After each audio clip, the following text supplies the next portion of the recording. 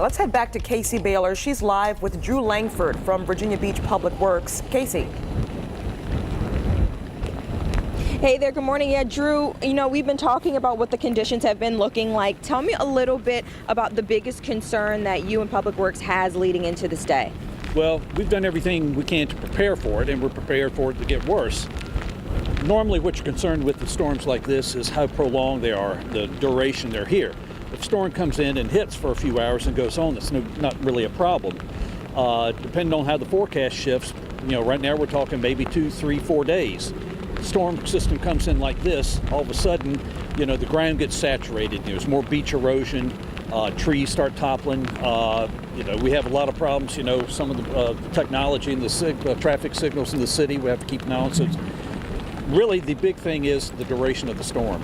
And I imagine the duration of the storm is going to have a big impact, or could have a big impact on damage and what we might see here. Thank you so much, Drew. We'll have more from him coming up later today at noon, but that's the latest here this morning at the oceanfront. I'm Casey Baylor for 13 News Now. Okay, Casey, thank you for that. We head now to one thing that you need to know this morning. Yeah, cities across Hampton Roads in Northeast North Carolina, they're making their final preps for the remnants of Hurricane Ian, but let's go ahead and toss it over to Craig. Craig, what are you seeing? I'm watching right now, guys. I was just updating the coastal flood watches and the flood advisories that are out through today, and just getting more information in all the time.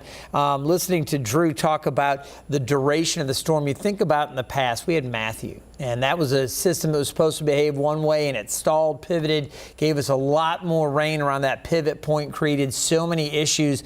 That one's still fresh in the minds of emergency managers, and it's something we need to watch with this, as it is forecast to kind of get stalled out and then kind of merge with another system along this, this trough that's existed. I want to get into this. We're going to go back to the forecast for today. Let's start with this, what you can expect over the next 9 hours or so. Temperatures nearly steady, mid to upper 60s. Eventually, we're going to reach a high of about 70, maybe 71 later this afternoon or this evening.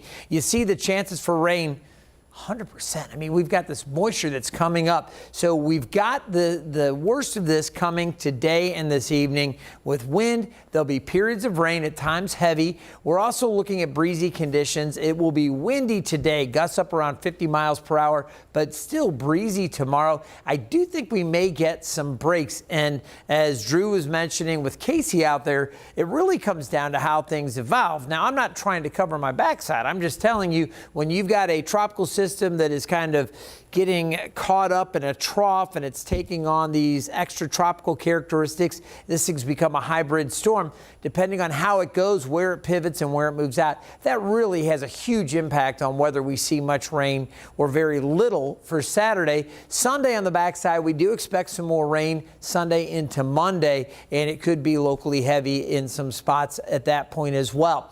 Tides are going to be an issue. This we're very confident of. We've got this system that is evolving. It's going to drive the tides up. We're talking levels around 5.8 feet for Sewell's Point. That creates moderate tidal flooding. So I would say late morning, as you head towards the noon hour, some of the places that you maybe don't always see water, you could see some standing water where the tide levels just back things up. We'll be watching that carefully. Now we have the wind advisory in effect. This will be through early Saturday morning. Gusts up to 50 miles per hour. Most areas will probably see gusts between 35 and 40, some areas 40 to 50. So we do have the wind advisory up. This includes south side, northeast North Carolina, our peninsula, middle peninsula, northern neck, and the eastern shore. In addition, we've got that coastal flood warning that's in place, and we also have just flood watches set up for the heavy rain. So you've got a couple of things. Tides coming up, heavy rain coming down, and that really kind of those two things combine to create a lot of headaches for people that have been around here for a while. You know what I'm talking about. If you're new to the area, we could see some water later today in places we don't typically see it. So we'll continue to watch that very carefully for you throughout the day. And it's important that you stay weather aware this afternoon and this evening, because in addition to the rain and the winds and everything that we're looking at, we could see some isolated tornadoes. That's the primary threat with our severe weather outlook. You see that chance of tornadoes. Again, It's elevated for the entire southeast part of Virginia and all of eastern North Carolina. And this is pretty typical when you've got a system, a tropical system interacting with land. Even though the center is going to come in closer, probably north of Charleston, somewhere between Charleston and Myrtle Beach along that coast later this afternoon, it's still bringing all of this energy up and into the area. Now, I mentioned this thing's a hybrid. When you think about what Ian looked like when it was out over the Gulf, it was like a truck tire. You know, you had the rain wrapped all the way around. You had a very clear, distinct eye. As it moved across Florida, it weakened, came out on this side, and some shear started to kind of change it a little bit. Then there's this trough here that it's starting to interact with, and that's acting as a focus and enhancing some of the rainfall. It's also providing some energy, and this thing is maintaining this strong strength at 85-mile-per-hour maximum winds, gusts to 105. You can see the track again carrying it across South Carolina up through central and western parts of North Carolina, and then it weakens to a remnant low on Saturday.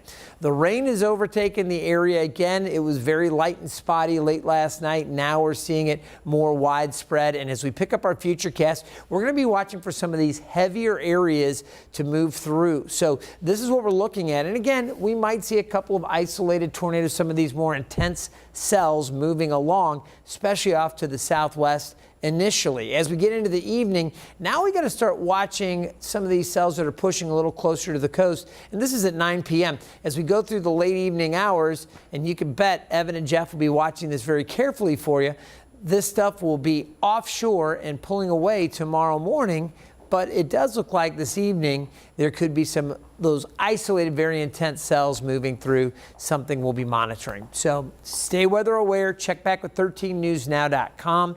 Watch 13 News Now for live updates with Jeff and Evan. We'll keep you covered. 71 the high today. We've got those winds gusting close to 50 as we look forward. Again, warmer tomorrow, scattered showers and more wet weather Sunday into Monday and Tuesday. Bethany? Thanks, Greg. Taking a live look here in Hampton over 64 eastbound. 64 eastbound, we had a crash here. The good news is crews, man, they are so darn fast. They already towed one of these vehicles away. We have 2 vehicles left on this scene. The bad news is this is, yes, just before the HRBT, so it's going to cause some problems. Usually we see congestion start about here. Now we're seeing it here because this crash is just before Mallory Street. So expect delays on 64 eastbound. I personally don't want to sit in this, especially in the rain. So I would take 664 southbound as my detour. The good news is this crash does look like it's about to clear. So if you're like, I don't really want to take 664, I would take the HRBT, I guess, but you just know you're going to have about 15 to 20 minutes more of congestion than what you're already used to at this time in the morning. Add in the rain on that, and it's a no-go. And you just saw that cop fly through here, so we're still sending more crews to this scene. That makes me even more ready to take 664 southbound as that detour. It's just easier. It's moving fine. There's no issue. There are no delays. That's my only advice for you. If you want to sit in traffic, again, it's going to be about 15 to 20 minutes of more delay than what you were already used to at the HRBT. North Carolina moving fine. NC-12 did say this morning, about 30 minutes ago, NC-12 is open, it's moving, there is overwash, and they ask just be extremely careful if you don't have to travel on NC-12 today, especially tonight. Don't, just because that overwash can get dangerous. But as of right now, NC-12 still open.